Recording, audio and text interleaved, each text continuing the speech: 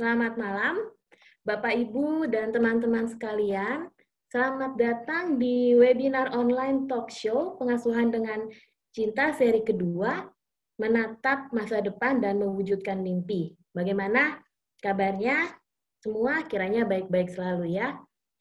Oke, malam ini pertama-tama saya ingin memperkenalkan diri. Nama saya Bianca Suryani Chandra, biasa dipanggil Inka. Saya adalah spesialis partisipasi anak Wahana Visi Indonesia.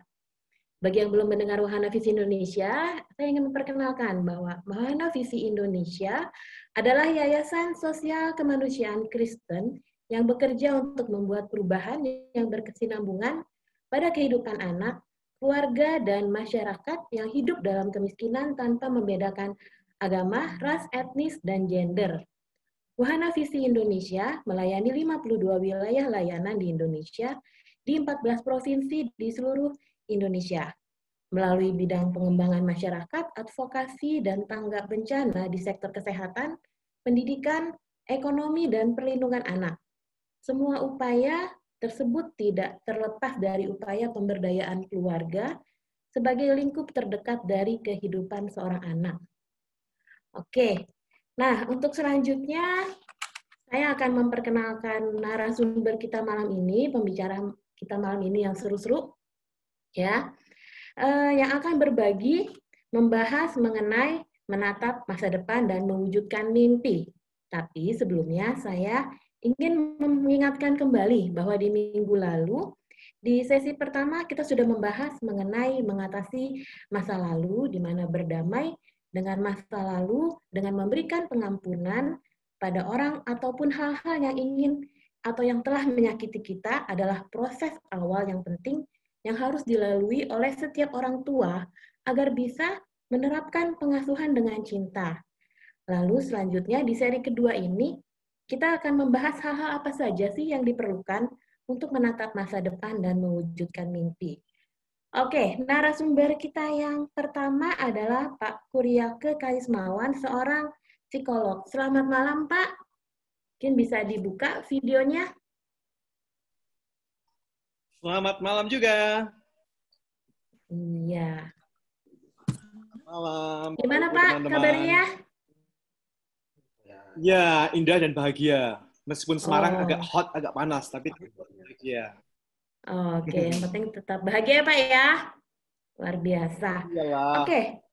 Terus yang kedua ada Ibu Emi Lucy. Ibu Emi Lucy sebagai tim leader perlindungan anak beserta Bapak ya. Ada Pak Nugroho. Ya, silahkan Bu membuka kameranya.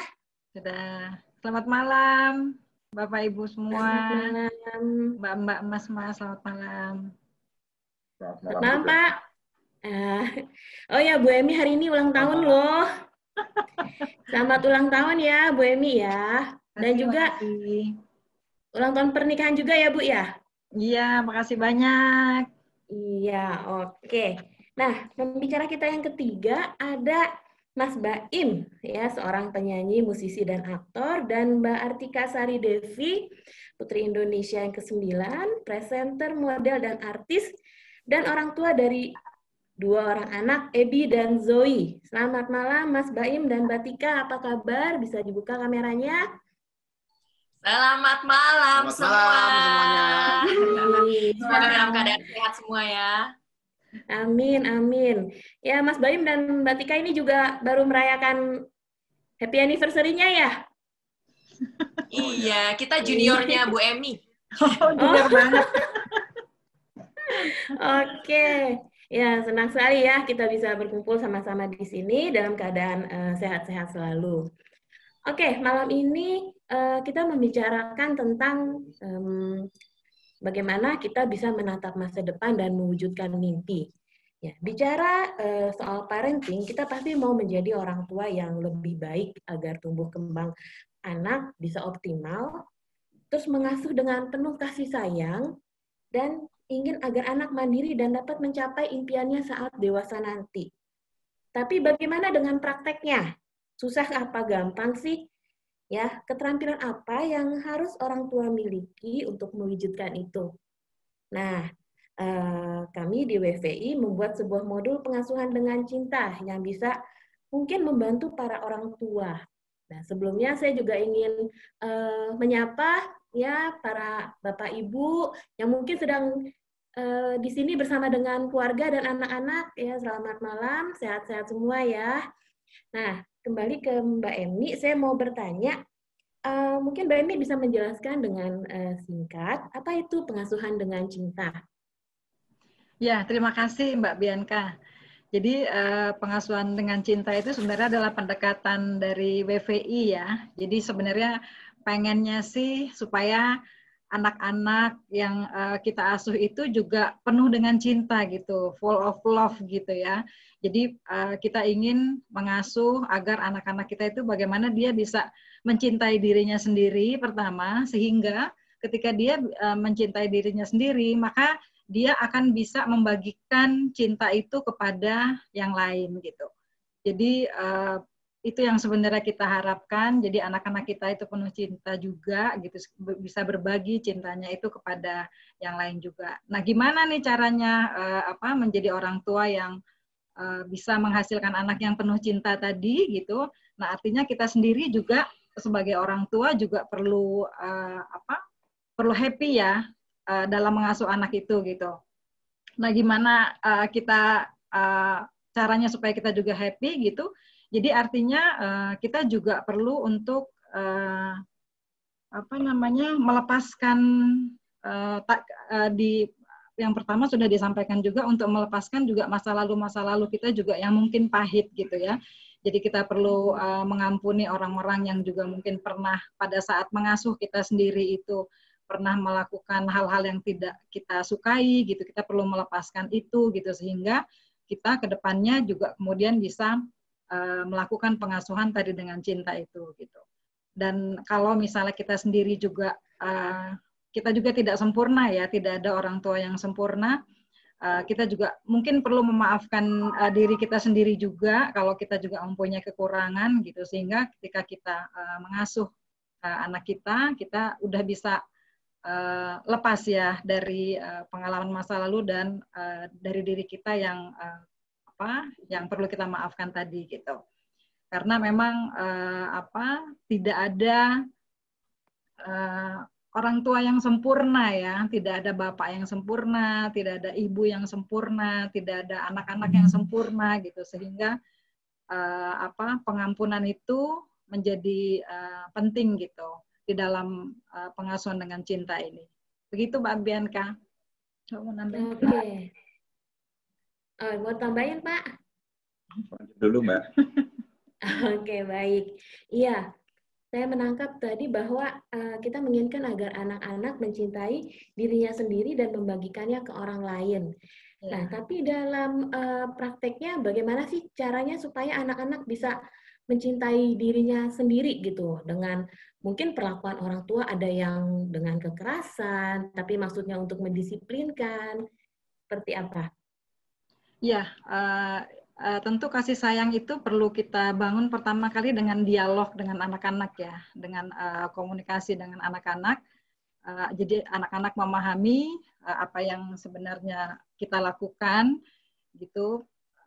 Salah satunya itu kita bisa lakukan dengan yang namanya konsekuensi logis ya. Jadi kalau anak-anak melakukan kesalahan, itu kita memang cara memberitahunya, berkomunikasinya itu adalah dengan meminta dia melakukan sesuatu yang mengandung konsekuensi logis gitu. Jadi misalnya anaknya berantakin mainan misalnya seperti itu.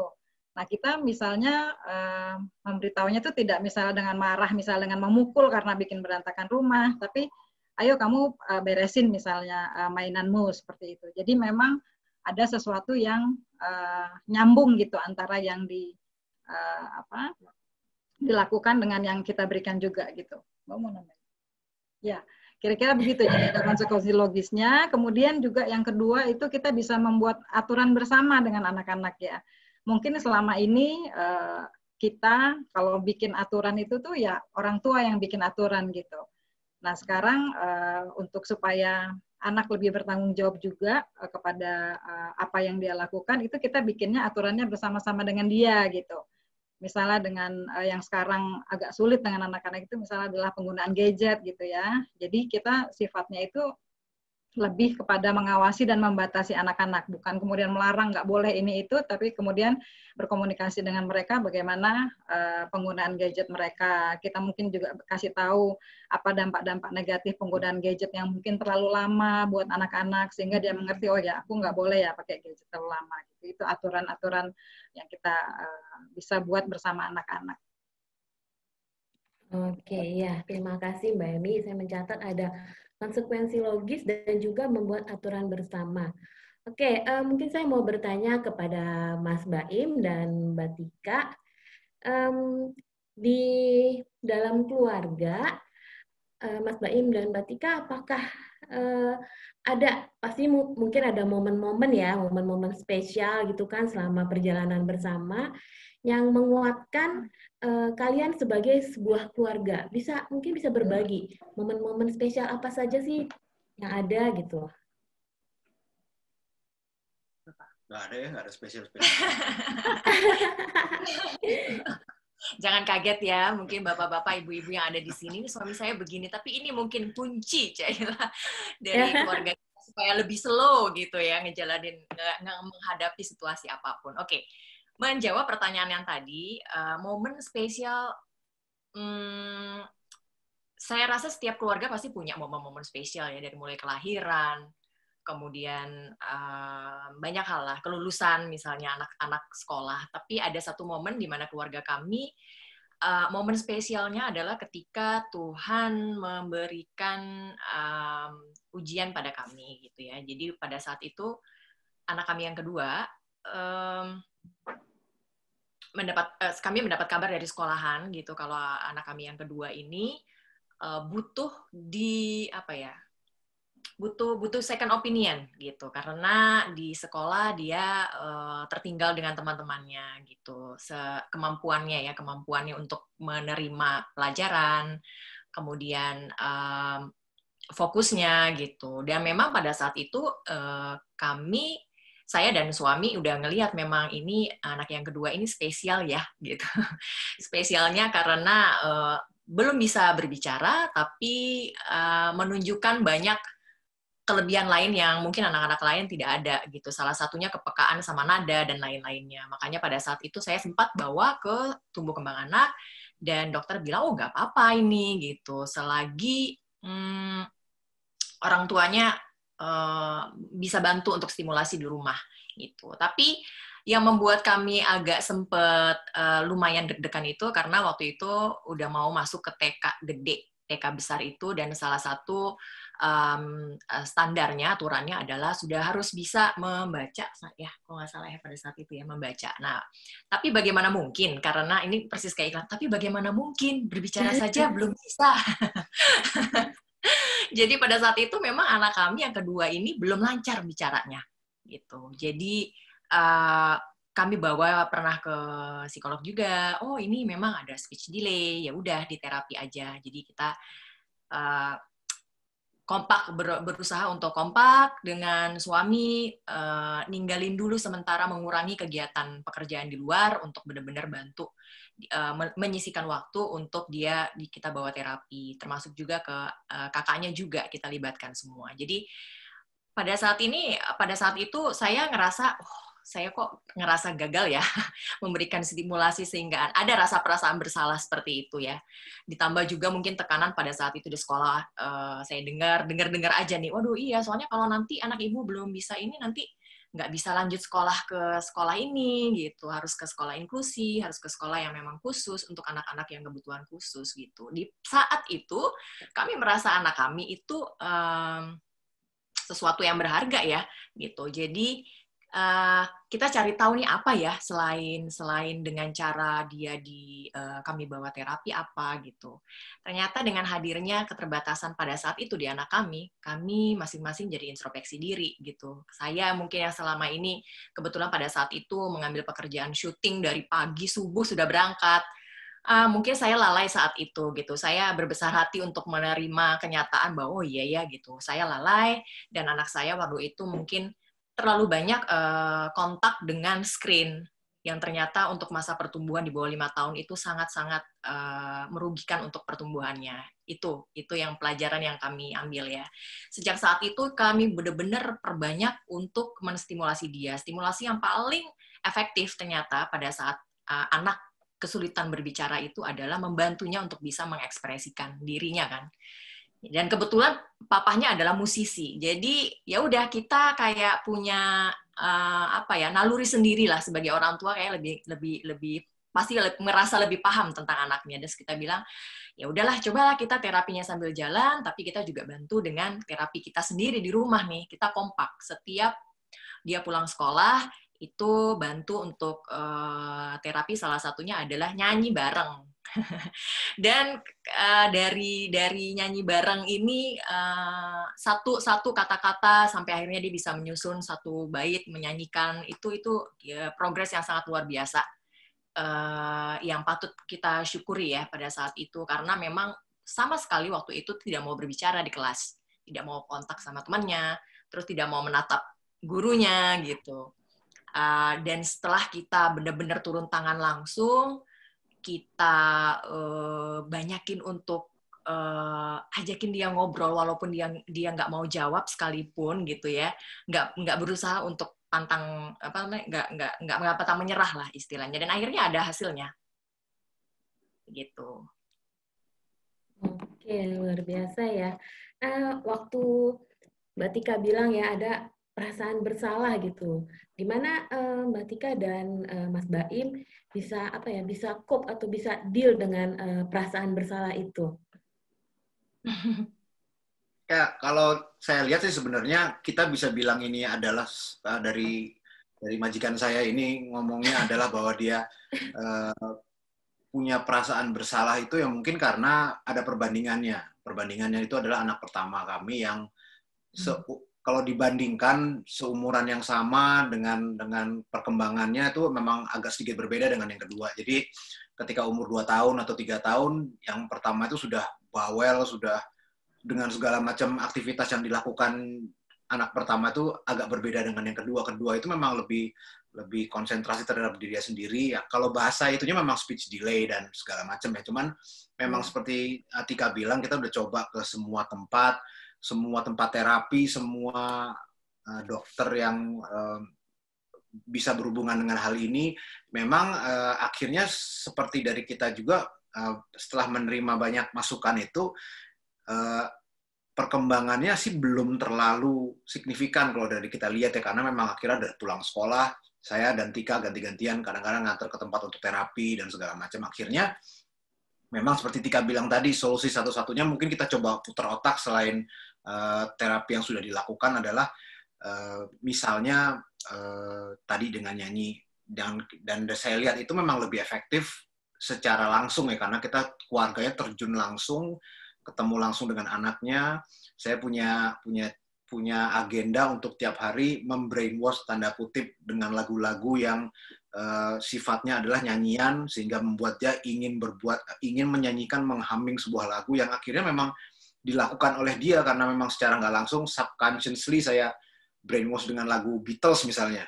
Lagunya saya sih sebenarnya itu ya, cuman puterin lagu-lagu yang gampang melodinya, dan dia mengikuti terus dan akhirnya melafalkan lirik yang dia nggak ngerti sama sekali karena Inggris dan dia nggak pernah baca lirik, tapi dia bisa melakukan hal itu gitu. Jadi dari situ timbul kepercaya diri kita berdua lagi mulai bisa.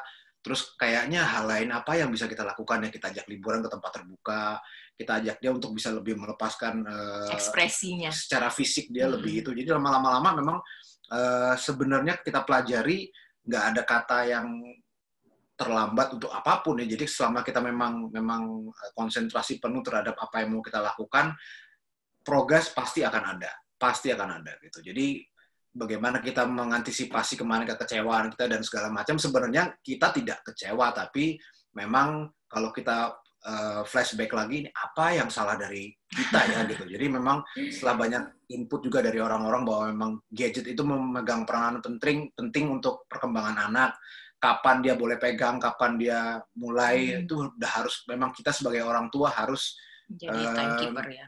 menjaga benar gitu. Jadi bukan kita sok tahu sekarang, tapi kita memberikan input yang kita pelajari bahwa memang sebisa mungkin 1, 2, 3 tahun itu memang banyaklah komunikasi secara verbal, interaksi. Seperti manusia zaman dahulu sampai sekarang kita ngobrol, kita bermain yang fisik dan segala macam, tapi tidak dengan layar gitu ya. Jadi sebisa mungkin kita antisipasi dari dini. Oke, Ada tambahan? terima kasih. Ya, itu sementara. Oke, terima kasih ya. Cara yang cerdas ya, wow. Dan memang ya, apalagi di saat pandemi ini ya, untuk gadget gitu kan, belajar dari rumah dengan memakai gadget itu juga jadi suatu tantangan ya. Oke, nanti saya akan kembali lagi ke Mas Baim dan Mbak Tika. Saya mau ke Pak Ake dulu. Ya, Pak Ake, halo. Iya, Pak Ake, kan banyak cara ya yang dilakukan untuk mendisiplinkan anak. Nah, tetapi masih menjadi tantangan mungkin di beberapa wilayah itu memakai kekerasan, kayaknya itu yang cara yang paling jitu gitu untuk melakukan pendisiplinan. Nah, menurut Pak Ake, apa sih cara-cara yang efektif yang bisa dilakukan oleh orang tua untuk melakukan pendisiplinan tanpa kekerasan sesuai dengan tahapan usia perkembangan anak? Iya teman-teman. Iya, ini refleksi saya tentang caranya gitu ya. Tadi ketika saya pertama persiapan tadi, saya lihat Bang Baim, Kak Artika, Bu Emi, itu kok cakep-cakep, bersih-bersih gitu ya. Waduh, terus saya pikir, wah, saya kan harusnya cakep juga. Kemudian saya pikir, wah itu pasti pencahayaan saya yang salah. Kemudian saya pindah lokasi. Rupanya kok saya tetap meledos gitu ya. Sehingga kemudian saya simpulkan, salah satu caranya adalah dengan menerima. Nah, rupanya saya harus menerima diri saya, memang diri saya kayak gini. Dan rasanya kayak gitu juga. Rasanya bahwa supaya orang tua kemudian bisa mengasuh dengan cinta, kita perlu menerima keunikan anak kita. Setiap anak punya tugas perkembangannya mungkin sama ya, tapi punya karakteristik dan keunikannya. Pastilah anaknya Bang Baim itu jagoan, punya potensi untuk musik. Sesuatu yang secara kode gen sudah tertulis di situ. Begitu itu dibuka, itu menjadi sangat mudah. Menstimulasinya, mengendalikannya, membuat kemudian bisa bertumbuh dengan lebih menyenangkan bagi anak, lebih fun begitu ya. Nah, kadang-kadang kemudian orang tua kita melakukan kekerasan karena kita nggak ngerti cara yang lain untuk mendidik anak. Kita mendidik anak ya, orang tua kita kayak gitu. Ya sudah kita tiru aja dan kita merasa kita udah berhasil. Orang tua kita berhasil mendidik kita, maka kemudian kita meyakini juga dengan cara yang sama kita akan berhasil. Sehingga kita bisa lihat di banyak tempat kekerasan masih dilakukan. Karena memang iya, kekerasan pada masa-masa dulu itu cara yang paling efisien kan. Itu kan cepat sekali. Begitu kita bilang diam gitu, anak jadinya diam dan seakan-akan anak patuh. Tapi itu kan cuma seakan-akan aja. Jadinya sebagian jadi kayak kita ini, kita hanya diam dan patuh kalau ada bos kita gitu ya. Iya kan, kalau ada Pak Anil aja saya jadi manis-manis gitu ya. Wah. Tetapi kemudian itu yang muncul di banyak tempat di Indonesia Raya ini, muncul orang-orang munafik gitu ya, hanya baik karena takut aja. Karena dengan cara-cara menakut-nakuti, mengancam gitu. Memang ini cara paling efisien sih, paling cepat gitu. Tetapi nggak efektif, karena kemudian anak kemudian secara personality menjadi terpecah. Mereka hanya baik kalau ada yang mengawasi. Manis kalau sedang dilihat orang. Di belakangnya, waduh, meledos, amburadul. Sehingga terima kasih pada Bu Emi yang membuat modulnya pengasuhan dengan cinta gitu ya. Jadi yang disampaikan Bu Emi tadi menarik. Jadi kemudian kita mengasuh anak kita dengan kasih, dengan cinta. Gimana gitu ya? Rasanya ini yang menjadi menarik. Semua orang akan mengatakan ya aku dengan kekerasan pun dengan cinta gitu. Itu juga cinta supaya masa depan anakku baik-baik saja. Maka aku keras dengan mereka. Sehingga kalau kita tanya ke orang tua kita yang melakukan kekerasan, mereka pun akan mengatakan sama. Ini demi kamu, nak. Demi masa depanmu. Nah, terus gimana dong? Semua orang sesungguhnya ketika ditelusuri alasan kebalik, jauh ke dalam mereka dengan cinta. Tapi ada di poin ini. Cinta kita ini, kadang-kadang semua orang mengasuh dengan cinta, tapi cintanya itu meledos, kebablasan gitu. Ambiar. Mari kita amati. ketika anak kita pulang tengah malam, anak gadis kita. Nah, mari keluarga Smith yang punya gadis remaja gitu ya, atau kawan-kawan yang lain yang mengikuti acara ini yang punya gadis remaja. Anak kita pulang jam 12 malam, anak gadis kita. Biasanya reaksinya gimana? Harusnya kan alhamdulillah, puji Tuhan, anakku tuh pulang. Aduh nak, mama tuh sayang dengan kamu akhirnya. Harusnya kan gitu. Tapi apa reaksinya? Marah malahan. Loh, kenapa? Kenapa kita marah? Harusnya kan kita bersyukur sekali gitu. Kenapa kita marah ketika anak kita pulang malam? Karena sesungguhnya kita takut. Takut ada apa-apa dengan anak kita. Nah, masalahnya begitu. Masalahnya kasih dan takut, ini kerap kali berbaur menjadi satu. Sehingga kerap kali kemudian ini jadi masalah kemudian ketika saya ngamati, orang tua ketika ditanyain kenapa melakukan kekerasan, kenapa mendisiplin anaknya dengan sangat kejam, sangat keras gitu, mereka bilang alasannya dengan cinta. Tapi sesungguhnya di baliknya itu tidak sepenuhnya. Di baliknya itu ada rasa takut. Takut nanti kalau ada apa-apa dengan anak. Takut kalau masa depan anak hancur. Bahkan beberapa yang lain, takut nanti apa kata tetangga kalau kamu ada apa-apa dengan kamu. Sehingga di baliknya itu ada rasa takut. Padahal sesungguhnya ketika ada cinta, harusnya tidak ada rasa takut. Di dalam kasih, harusnya kan tidak ada ketakutan. Nah, masalahnya di situ.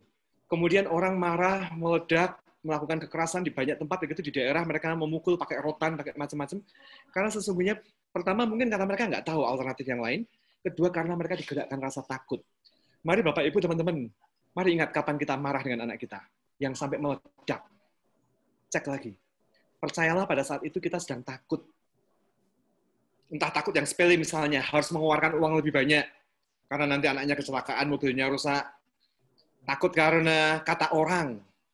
Takut karena nanti masa depan anak gimana. Digerakkan oleh rasa takut. Sehingga ya, mari kita membebaskan diri dari rasa takut. Itu hal yang pertama. Wah, ini filosofis gitu.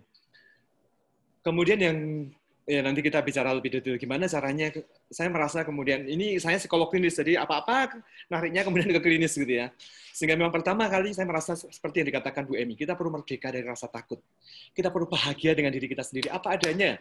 Seberapa konyolnya kita, seberapa berantakannya hidup kita dahulu ya sudah kita terima. Karena begitu kita bebas dari rasa takut, kita mengasuh anak lebih ringan. Yang kedua, banyak orang tua itu telepon ke saya, kemudian minta supaya anaknya dihipnosis gitu. Nah, ya, saya mengajar mata kuliah itu gitu. Saya untuk para mahasiswa, untuk para taruna kepolisian. Nah, sehingga kemudian orang-orang kalau di Semarang kenal kalau hipnosis Pak Ake gitu. Dan selalu telepon, Pak, hari ini pagi ini juga ada satu klien datang dan minta, Pak, anak saya itu autis. Bisa nggak ini dihipnosis, Pak? Saya bilang, waduh. Saya bilang kok autis itu masalah di prefrontal cortex, masalah kromosom. Jadi nggak bisa kemudian hanya sekedar hipnosis. Hipnosis hanya suplemen kecil. Pak, pokoknya hanya hipnosis saja, Pak. Semua orang inginnya instan. Semua orang inginnya hanya ada keajaiban begitu ya. Dan hal yang paling menarik lagi yang kemudian, ini kalau terlepas dari hipnosis, banyak orang yang kemudian, terlepas dari autis ya, banyak orang datang ke saya dan minta anaknya berubah menjadi lebih baik. Dan selalu kemudian mereka tanya, Pak, kapan saya bisa datang ke Pak Ake dan kapan bisa terapi? Kemudian saya tanya, Bu, anak Ibu usia berapa? Usia 6 tahun, Pak. Saya biasanya bilang gini, Ibu nggak perlu mengajak anak. Yang perlu diajak, Ibu dan suaminya. Yang perlu dihipnosis, Bapak dan Ibunya. Nah, Bapak, Ibu, teman-teman, dan saya juga sih, kalau anak kita, terutama anak-anak usia SD, balita, mari cek, mungkin teman-teman juga yang sedang ikut acara ini. Mari ingat lagi apa yang menyebalkan dari mereka. Ya, mari diingat-ingat lagi. Apa yang jelai kalau kami orang-orang Jawa bilang begitu ya dari mereka. Apa yang membuat kita bludrag, marah gitu. Sesungguhnya mereka belajar dari Anda, dari saya. Sehingga yang butuh terapi, butuh hipnosis ya orang tuanya, bukan anaknya. Seringkali kita mencarinya instan gitu ya, anaknya yang perlu diubah. Sehingga sungguh-sungguh pengasuhan, pola asuh itu menjadi penting. Karena begitu ada satu anak kecil, anak SD, anak TK yang bermasalah, mukuli temannya, dikatakan brengsek oleh gurunya, oleh tetangganya, nah saya selalu bilang, itu yang bermasalah orang tuanya. Agak beda memang ketika SMP, karena memang tugas perkembangannya agak beda. Ketika SMP mereka sungguh-sungguh belajar banyak dari teman-temannya. Sehingga meskipun papa mamanya itu manis-manis seperti Bu Emi, seperti Pak Smith, seperti Kak Bang Baim gitu, tapi ketika SMP warnanya bisa menjadi beda. Karena ketemu dengan siapa, mereka akan memodel orang itu. Tapi ketika mereka PAUD, TK gitu, dan mereka agak aneh gitu ya, percayalah itu yang aneh orang tuanya itu. Sehingga jangan paksa anaknya untuk terapi gitu. Saya selalu menolak gitu, jangan paksa dong, kasihan anaknya. Pengasuhannya lah, pola pengasuhan ini yang perlu diperbaiki. Sehingga pola pengasuhan disiplin positif itu yang kemudian dibicarakan BVI dan dilakukan BVI di banyak tempat. Saya merasa itu hal yang baik.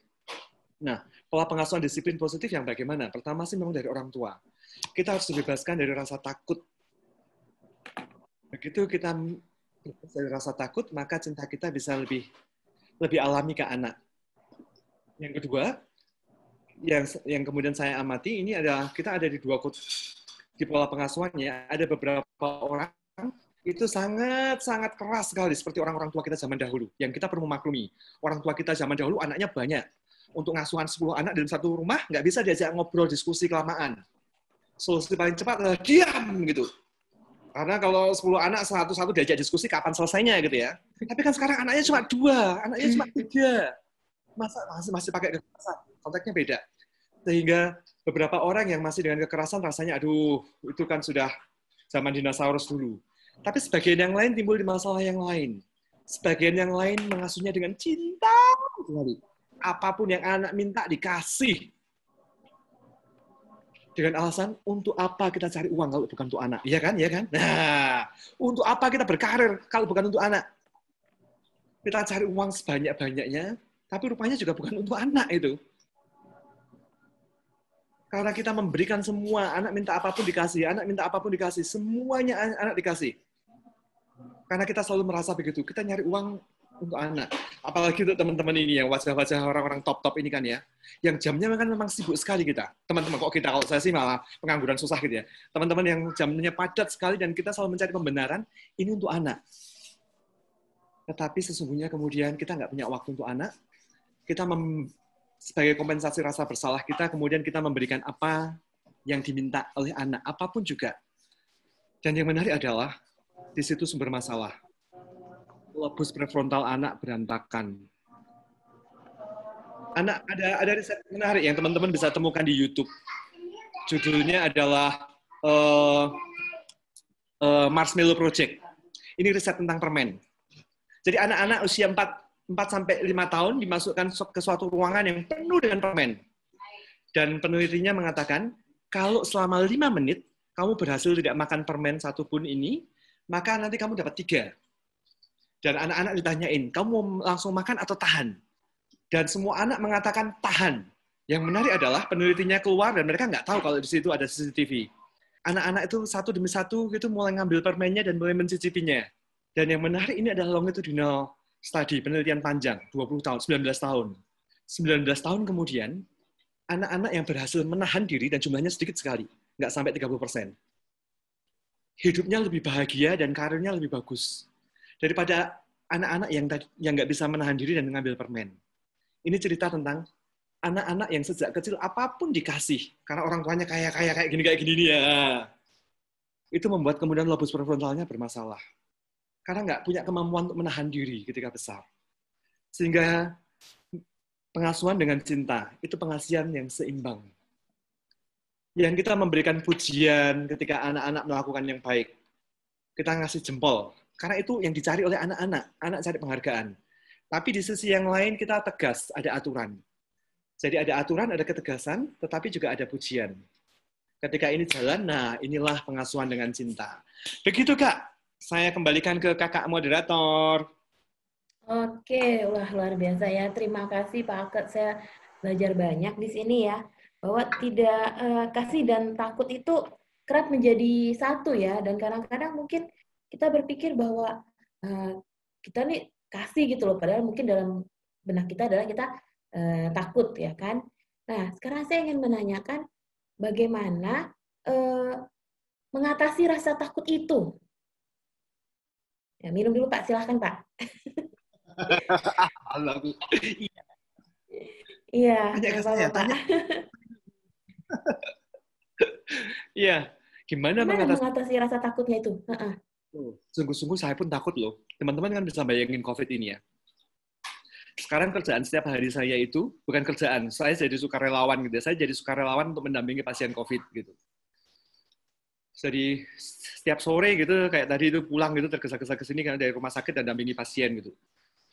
Dan itu kan di mana, ada pasiennya sudah seakan-akan tak terkendali. Awal Juni begitu, kalau di rumah sakit, pasien-pasien yang saya dampingi itu tidak kenal saya. Sekarang setiap kali saya datang ke rumah sakit selalu ada teriakan, Pak Ake, Pak Ake, Pak Ake. Itu orang-orang yang saya kenal, gitu. Ada tetangga saya, teman pelatihan, peserta pelatihan yang lain, jadi orang sudah semakin dekat. Sehingga kemudian jauh dalam hati saya juga takut. Terus anak saya gimana? Gitu. Rasanya COVID akan sangat mungkin menyapa mereka. Pertama menyapa mungkin kesehatannya. Tapi juga di topik pembicaraan kita ini, COVID sangat menyapa sekali tentang kualitas pendidikan mereka. Saya kadang-kadang merasa, kan kadang-kadang nungguin anak saya yang belajar ketika pagi. Jam 7 mereka sudah mulai Zoom dan saya dari kejauhan dan mengamati, dan saya melihat anak saya kesulitan untuk memahami. Karena belajar daring ini kan susahnya minta ampun gitu. Lawang belajar yang langsung aja dulu saya nggak mau dengan gitu ya, apalagi sekarang daring gitu, jadi saya paham gitu. Bagaimanapun juga kan anak saya nggak akan jauh-jauh dari saya gitu. Dan saya itu susahnya minta ampun, dan kemudian saya mulai mengkhawatirkan, ini kalau nggak dikuasai terus nanti gimana? Kemudian anak saya yang lebih kecil yang masih umur 4 tahun, itu kan hobinya jalan-jalan, lari-lari dan lompat-lompat. Dan tiba-tiba kemudian secara fisik terbatasi sekali. Padahal tugas perkembangan mereka, mari kita ingat anak-anak kita yang masih kecil-kecil itu, teman-teman yang mengikuti ini ya. Secara alami, ketika mereka umur 3 tahun, 4 tahun, 5 tahun, mereka ada dorongan untuk bergerak terus. Lari, bergerak, lompat-lompat, melempar pohon mangga sebelah, itu kalau pengalamannya Bang Baim gitu, waktu masih kecilnya begitu. Atau Pak Nuk mungkin ya lebih serem lagi gitu ya, melempar genting tetangga gitu. Tapi itu kan alami. Tugas perkembangan yang memang itu nggak ada yang salah gitu. Dan tiba-tiba kemudian mereka nggak bisa bergerak kemana-mana. Beberapa beruntung, rumahnya besar, tapi beberapa rumahnya sangat kecil sekali. Sehingga kemudian stimulasi untuk gerakan mereka terbatas. Padahal pada masa-masa itu, masa-masa yang Tuhan kasih, supaya otot-otot anak itu berkembang. Tulang mereka berkembang dengan baik. Kemampuan motorik mereka berkembang. Dan tiba-tiba masa itu diambil oleh COVID. Sehingga bagaimana kita nggak cemas sebagai orang tua. Kemudian ke anak-anak yang usia sekolah dasar. Pada masa-masa sekolah dasar itu mereka mulai belajar. Tugas perkembangannya adalah belajar keterampilan sosial. Masih ingat kan ya, masih masa-masa SD, ayo mari ngaku. Siapa yang mulai naksir teman dan jatuh cinta gitu. Suka-suka gitu ya. Nggak sampai jatuh cinta, tapi kita suka gitu, suka ngamati. Dan mereka mulai belajar untuk mengolah emosi. Rasa sakit hati, rasa tertolak, karena waktu itu mereka mulai berteman per geng-geng, ada gengnya gitu ya, ada sahabatan-sahabatan. Di situ mereka belajar bagaimana diterima oleh kelompok, belajar untuk negosiasi, belajar untuk kerjasama. Dan COVID itu merenggut kesempatan mereka untuk belajar keterampilan-keterampilan itu. Tugas perkembangan yang lain pada masa-masa sekolah dasar itu adalah, itu saatnya mereka belajar untuk merasa istimewa. Itu tugas perkembangan yang alami. Sehingga teman-teman bisa lihat, anak-anak berusaha untuk belajar, ada yang jagoan matematika, ada yang jagoan nyanyi, seperti anaknya Kak Artika, ada yang belajar untuk olahraga dengan sangat bagus, karena itu cara bagi mereka untuk merasa, aku tuh produktif, aku itu berharga. Dan itu akan berdampak ke kepercayaan diri mereka di masa depan. Anak-anak yang pada masa usia sekolah dasar ini tidak merasa dirinya istimewa, itu akan berdampak sampai panjang. Ketika besar, mereka akan muncul sebagai pribadi yang penuh ketakutan untuk ambil resiko. Nggak berani untuk tampil, karena merasa dirinya nggak hebat. Dan pada masa-masa usia sekolah dasar, mereka mendapatkan itu dari pujian teman-temannya, dari pujian gurunya, dan sekarang pujian itu hilang, karena mereka tinggal di rumah. Apalagi papa mamanya, bapak ibunya juga frustasi di rumah. Rumahnya panas, sempit, persediaan uang semakin menipis, gitu ya kita gitu, sehingga menjadi mudah marah. Sehingga anak-anak yang pada masa-masa usia sekolah dasar, kebutuhan utama mereka adalah aku dianggap hebat, dianggap kompeten, tiba-tiba isinya hanya dicaci maki aja. Kayak gitu aja nggak bisa. Ayo tolong dibersihkan lagi. Bantu papa. Dan kemudian papanya kayak saya yang ngamati dari belakang dan lihat anaknya webinar gitu, Zoom, dan aduh anakku nggak bisa. Dan kemudian kelepasan mengkritik. Habislah kompetensi mereka, perasaan berharga mereka habis. Dan ini kan dampaknya jangka panjang sekali. Dampaknya bisa berlarut-larut. Sehingga memang kemudian kita orang tua perlu mengamati tugas perkembangan anak ini. Dan sadar sepenuhnya bahwa ini bahasa rohani gitu ya. Saya menyadari, saya pun juga, saya psikolog tapi juga bagaimanapun juga sekolahkan lah, saya bukan orang yang hebat gitu. Tetap muncul ada rasa takut. Sehingga kita harus terus-menerus menyadari bahwa kita sepenuhnya dalam kendali sang semesta. Kita dalam kendali Allah gitu ya. Itu yang saya selalu mengingat-ingat. Tidak ada daun yang jatuh ke tanah yang Tuhan tuh tidak tahu gitu. Dan itu cukup menenangkan saya. Ketika kerap kali saya mengamati anak saya, pelajaran bahasa Jawa itu nggak mudeng-mudeng, dan saya ingat, saya dulu dapat nilai 5 juga gitu. Dan saya mulai cemas gitu. Tapi saya kemudian mengingat-ingat, kita orang tua perlu mengupayakan yang bisa kita lakukan, tapi tetap menyadari situasi COVID ini situasi yang beda dari yang biasanya. Sehingga ada sesuatu yang di luar kendali kita. Nah, ketika ini di luar kendali kita, ya sudah kita pasrahkan ke Tuhan. Kita pasrahkan ke semesta. Kita kerjakan yang bisa kita kerjakan. Nah, ini selama ini cukup menolong saya. Meskipun tetap saya mengakui itu naik turun gitu ya. Naik turun. Begitu, Kakak. Oke, terima kasih ya. Ya, ada rasa pasrah berserah ya, dan kita percaya bahwa ada yang mengatur segala sesuatu ya. Mungkin dari Mbak Emi bisa menambahkan ya, Mbak Emi, apa sih dampak-dampak yang akan dialami oleh anak-anak apabila mereka mengalami kekerasan?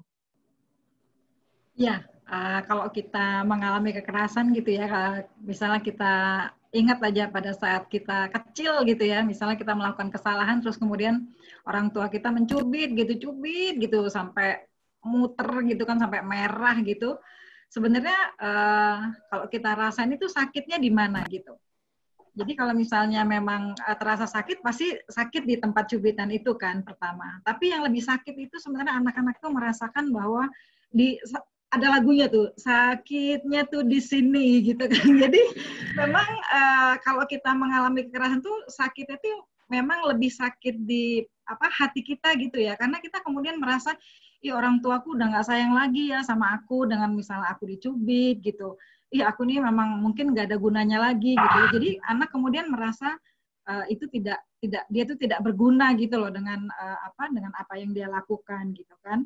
Kemudian dia juga bisa trauma gitu. Dan kalau misalnya anaknya terus-terusan gitu ya mengalami kekerasan dan kemudian dia melihat bahwa kekerasan itu adalah sesuatu yang normal, maka kemudian dia juga akan lebih mudah melakukan kekerasan itu juga kepada orang lain gitu. Jadi dia akan melakukan kekerasan itu kepada orang lain juga.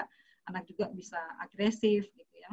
Nah ini suami saya juga kebetulan psikolog klinis, jadi silahkan ditambahkan. Silakan Pak. Baik, ini bukannya sesama klinisian dilarang saling mendahului ya, Pak Aga ya. Saya mencoba mengawalinya dengan pertanyaan gitu ya. Perilaku yang ditunjukkan oleh anak pada saat ini, apakah itu merupakan produk dari apa yang dialaminya kemarin? Jawabannya tentu tidak. Tapi itu pasti sebuah proses yang panjang. Maka yang perlu kita pahami terkait dengan bagaimana kekerasan itu bisa berdampak pada anak adalah bisa jadi anak itu belajar salah. Belajar salah itu adalah akhirnya dalam pemahaman anak memahami kekerasan itu sebagai satu-satunya cara yang baik, yang bisa dilakukan, yang bisa digunakan untuk mendisiplinkan seseorang. Dan itu kemudian diturunkan. Jadi memang kita perlu menyadari sebagai orang tua, kita perlu mewaspadai bahwa jangan sampai anak itu belajar salah. Memahami sesuatu yang sebenarnya salah, tetapi itu menjadi sesuatu yang diyakini bahwa itu benar. Yang lebih penting sebetulnya adalah keteladanan orang tua. Artinya apa?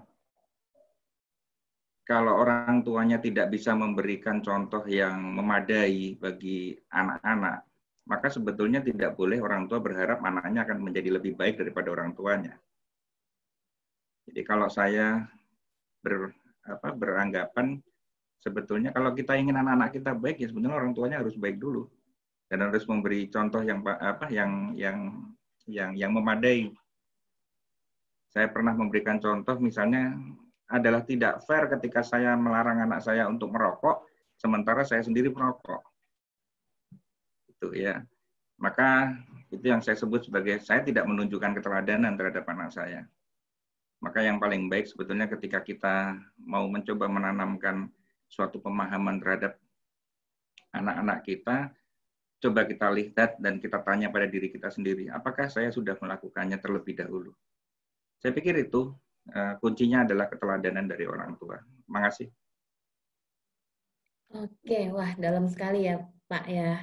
Keteladanan dari orang tua ya. Bagaimana kita bisa mengharapkan anak kita baik kalau memang kita memberikan contoh supaya mereka jadi tidak baik gitu ya.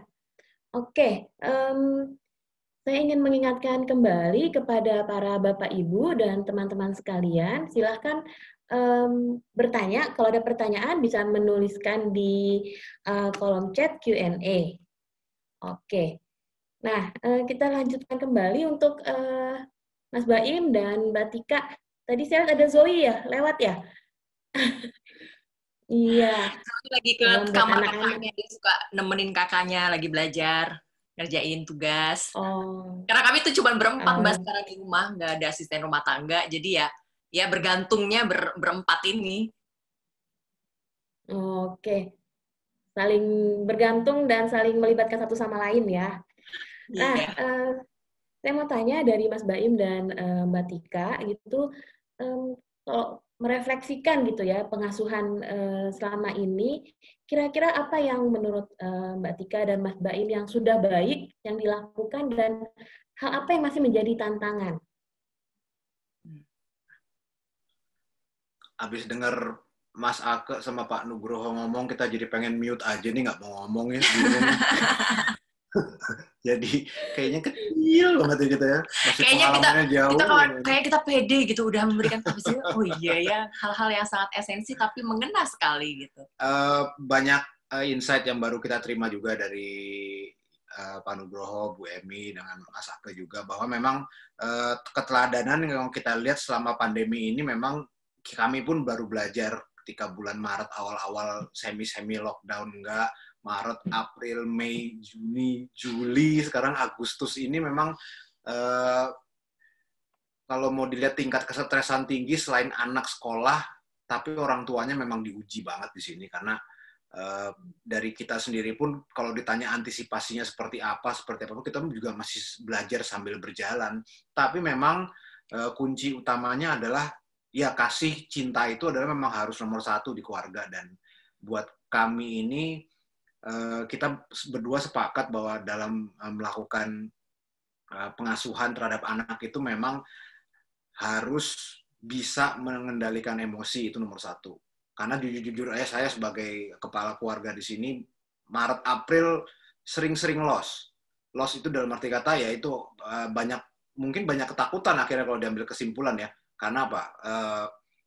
Buat saya pandemi ini benar-benar memotong 100% yang saya lakukan ya. Maksudnya income saya adalah bernyanyi di depan orang yang banyak, melakukan segala sesuatu yang sifatnya berkumpul, yang mana itu sama sekali tidak bisa dilakukan sampai detik ini gitu loh. Udah mulai pelan-pelan tapi tetap aja masih susah kalau menurut saya. Jadi ketika itu terjadi, saya sebagai orang yang kepala keluarga mencari uang di sini pusingnya luar biasa di awal-awal. Tapi ya itu balik lagi kalau kita namanya berpasrah diri, mencoba untuk melakukan hal yang lain, lebih fokus ke anak. Mungkin ini adalah buat kita berdua adalah introspeksi diri buat kita sebagai ayah dan ibu, bagaimana caranya untuk lebih fokus terhadap anak-anak. Dan memang akhirnya terbukti di keluarga ini ya kayak Tika bilang tadi, kita cuma berempat. Saya melakukan hal yang di luar Tika lakukan. Untuk anak-anak, sekolah, dan lain-lain memang akhirnya tanggung jawabnya di Tika. Hal di luar itu memang saya lakukan di sini. Jadi apa itu misalnya? Ngepel. Mencuci, memasak, itu Mas Baim. Pembagian tugasnya. Pembagian peran ya. Yang nggak enak lah pokoknya saya yang kerjain. Nyiram kembang masih saya, lipat baju masih saya. Tapi ya karena saya kan emang di sini akhirnya berperan jadi guru penggantinya anak-anak ya selama sekolah online. Karena yang kecil itu kalau nggak ditungguin dia kabur. gitu. Kaburnya ke kebun. Kami punya kebun, sekarang kan tanam sayur ya. Ini salah satu kegiatan di masa pandemi ya. Lagi kita melihat bahwa pandemi ini ternyata ya kalau mau kita pakai kacamata manfaat, dari segi manfaatnya banyak banget. Dulu kita sering ngerasa kayak jadi fakir cuti ya, susah banget cari waktu untuk keluarga, untuk anak gitu. Ngerasa kayak, duh kok kerja terus ya gitu. Ngeluh tuh, Tuhan lama-lama marah ya. Nih sekarang aku kasih nih.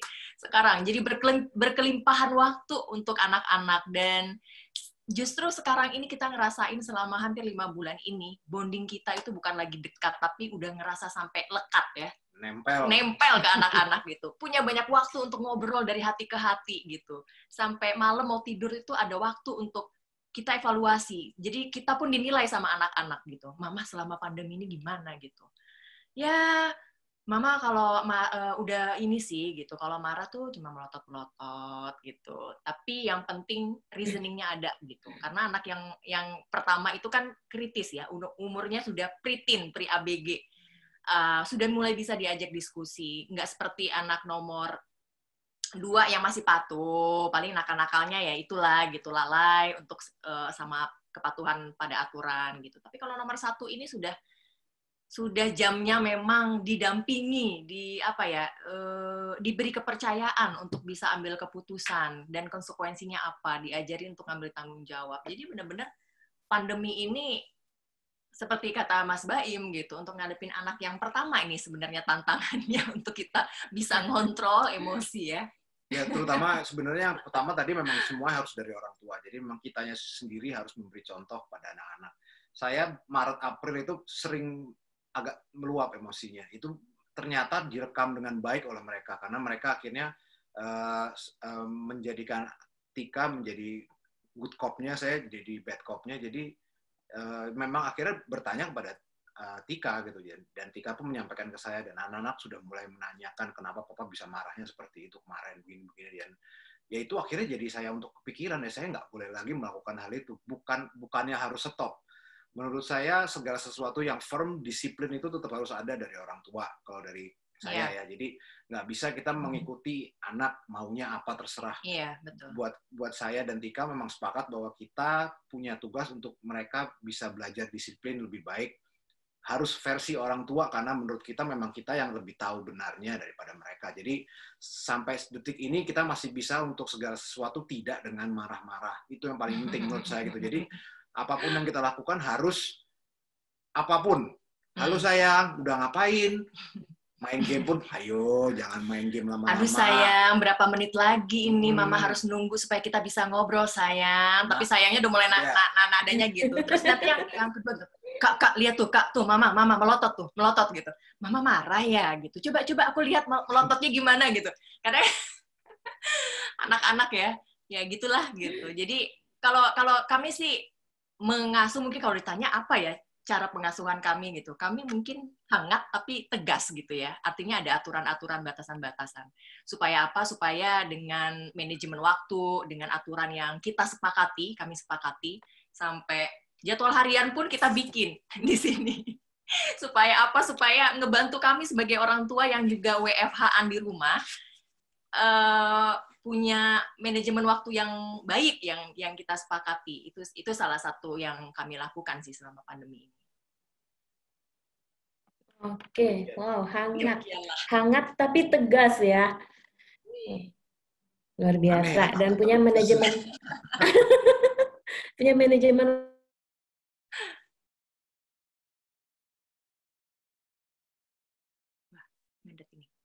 Wah, kenapa ini? Mbak Bianca kayaknya. Wi-Fi-nya sepertinya Wi-Fi tetangganya kayaknya udah harus diganti. Mbak Bianca? Apakah Mbak Bianca bisa mendengar kami?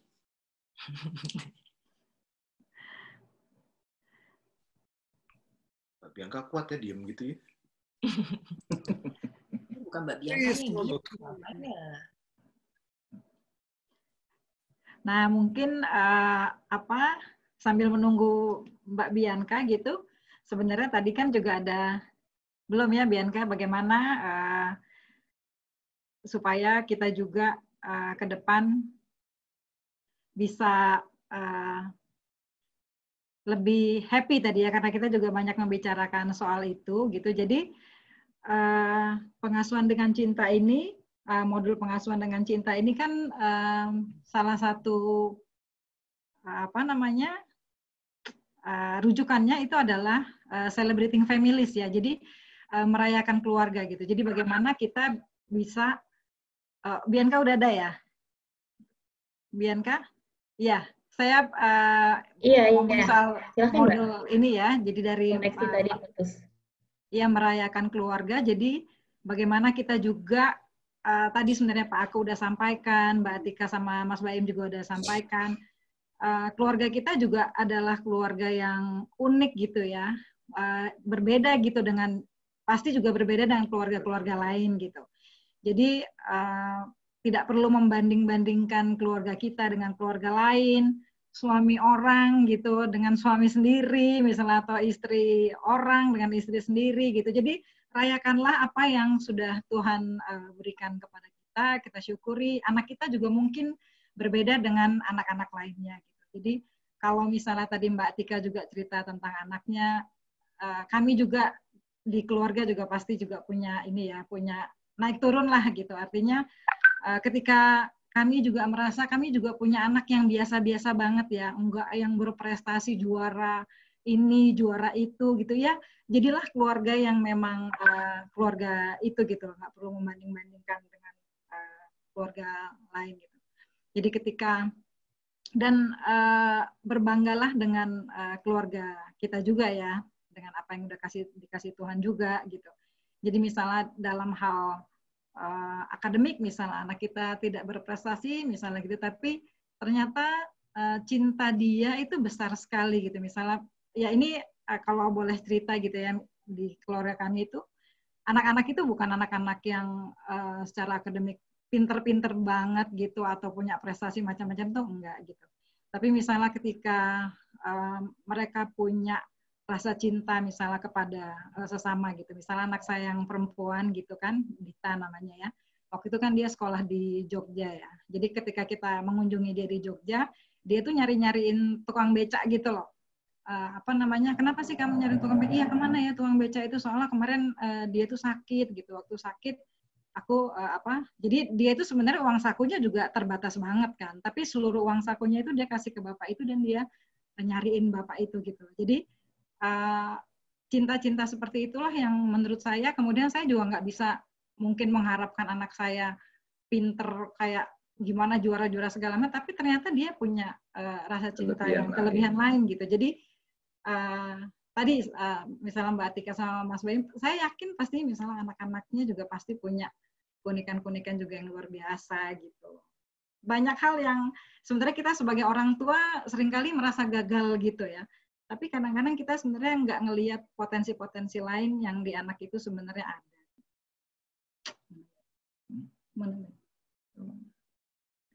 Gitu. Dan dua anak itu beda-beda ya. Jadi bisa bisa bertolak belakang. Gitu ya. Dan kami harus memperlakukannya juga dengan cara yang tidak sama. Betul. Karena pendekatan terhadap yang sulung itu bisa menjadi berbeda ketika kami lakukan terhadap yang bungsu. Sehingga memang secara teori walaupun kami paham bagaimana cara mendekati anak, tapi ternyata sebagai psikolog bisa juga saya katakan ya psikolog juga manusia, bisa salah juga. Saya kira hanya itu. Oke, ya, terima kasih keluarga ya. Yang kita punya, berbahagialah dengan keluarga yang kita punya, nggak usah banding-bandingin, nggak usah pengen sesuatu yang sebenarnya kita nggak punya, rayain aja yang kita punya.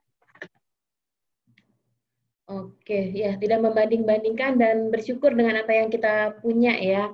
Nah, saya lihat di kolom Q&A sudah ada pertanyaan. Nah, pertanyaannya mungkin bisa saya berikan ke Pak Ake. Pak Ake, efektif nggak ya pola pengasuhan anak dengan cinta jika telah terlanjur mendidik anak dengan keras? Mungkin karena faktor budaya yang sudah turun-temurun gitu.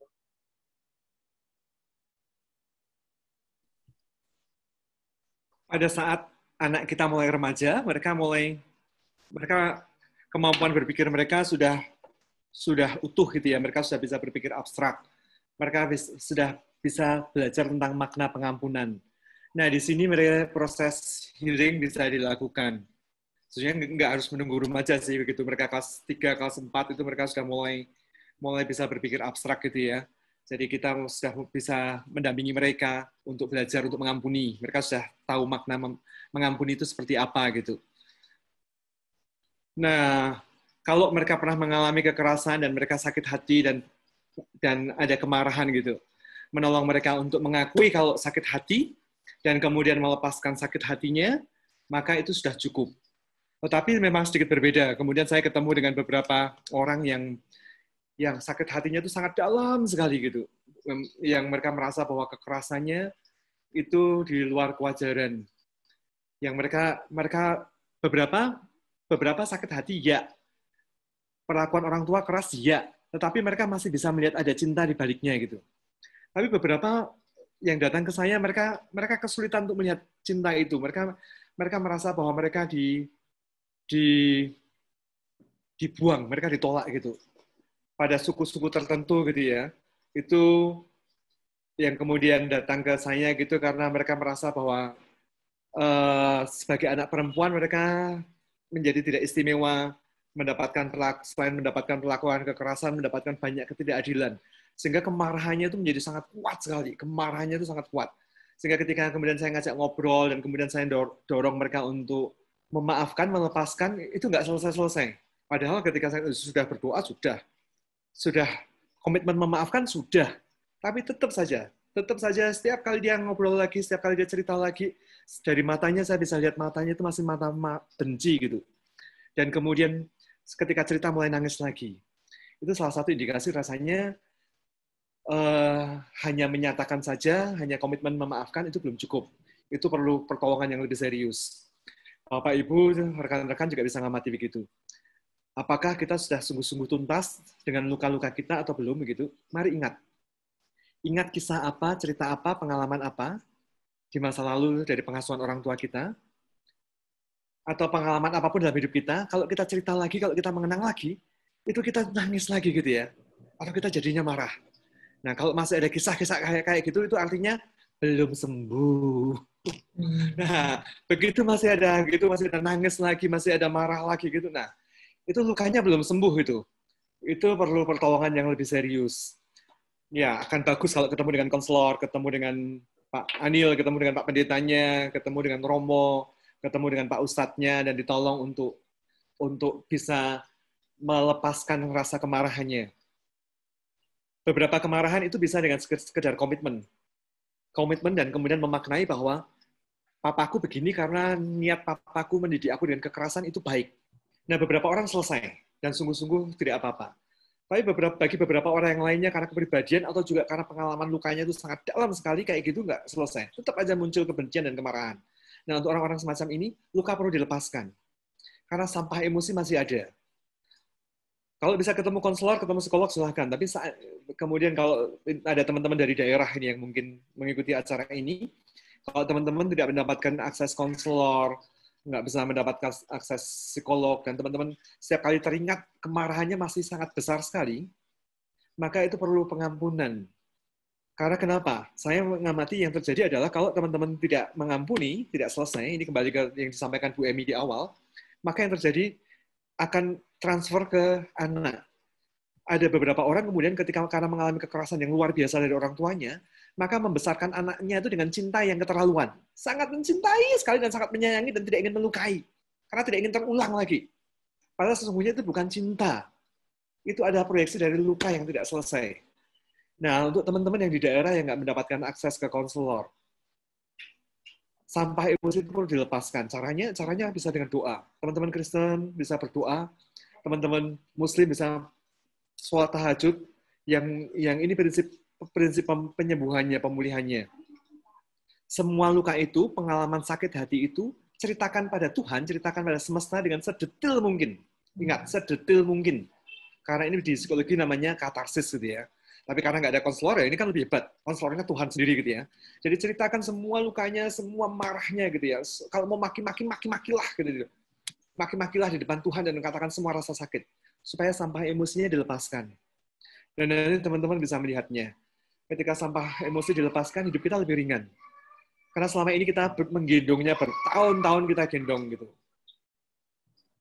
Ini yang membuat kemudian orang bisa mengampuni. Sehingga ini juga yang perlu kita lakukan ke anak-anak kita. Yang mereka mengalami kekerasan dan kemudian sekarang kita menyadari ada kesalahan. Kita bisa datang dan minta maaf ke anak-anak kita. Karena rupanya pelakunya bukan kita, tetapi suami kita atau istri kita, dan suami kita atau istri kita merasa nggak salah gitu ya. Ya sudah, kita bisa dampingi anak kita untuk dia bisa curhat. Jadi kalau kayak Kak Tika tadi punya momen malam bisa ngobrol, bisa curhat gitu, bisa kemudian minta maaf, itu rasanya itu cara yang menarik supaya nggak kebablasan gitu ya. Lukanya nggak dibawa panjang. Nah, untuk anak-anak ini, mereka bisa kita dorong kalau memang orang, untuk kemudian mereka memaknai bahwa mungkin papa, mama kayak gitu dan merasa tidak salah karena ada alasan yang lain. Yang mungkin kita belum paham. Entah dari kakek nenek yang kayak gitu dan merasa itu yang paling baik. Nah, ketika anak-anak bisa menemukan reframe, memberi makna perilaku yang mengerikan itu dengan yang baik, maka anak bisa menerimanya. Kemudian kita juga bersyukur di beberapa sekolah ada retreat gitu ya. Dan di retreat itu biasanya kemudian anak-anak didorong untuk memaafkan. Mereka bikin surat untuk memaafkan orang tuanya. Ini cara yang sama untuk melepaskan sampah emosi itu. Entah suratnya kemudian jadi diberikan ataupun tidak gitu ya. Tetapi kemudian sampah yang selama ini ditekan bertahun-tahun dilepaskan. Nah, kemudian anak-anak bisa dibebaskan dari rasa sakit itu. Karena mengampuni tidak hanya sekedar, ya bagi sekali lagi mengampuni tidak hanya sekedar komitmen memaafkan. Teman-teman juga merasakan kan ya, ketika Idul Fitri atau teman-teman kita yang Kristen yang kemudian kita ketemu orang yang menyakiti kita salaman, aku memaafkan kamu gitu ya. Ketika Lebaran saling memaafkan. Tapi setiap kali ketemu orang itu tetap aja sebel. Tetap aja kita ingat, hutangnya belum dibayar gitu. Tetap aja sebel itu masih ada. Karena sampah emosi nggak dilepaskan. Nah, curhatlah, lepaskanlah. Supaya sampah itu dilepaskan dan beri makna. Bahwa Allah turut bekerja dalam segala sesuatu. Termasuk dalam hal yang brengsek-brengsek itu. Termasuk dalam kekerasan yang pernah kita alami. Tetaplah di situ Allah bekerja. Begitu, Kakak.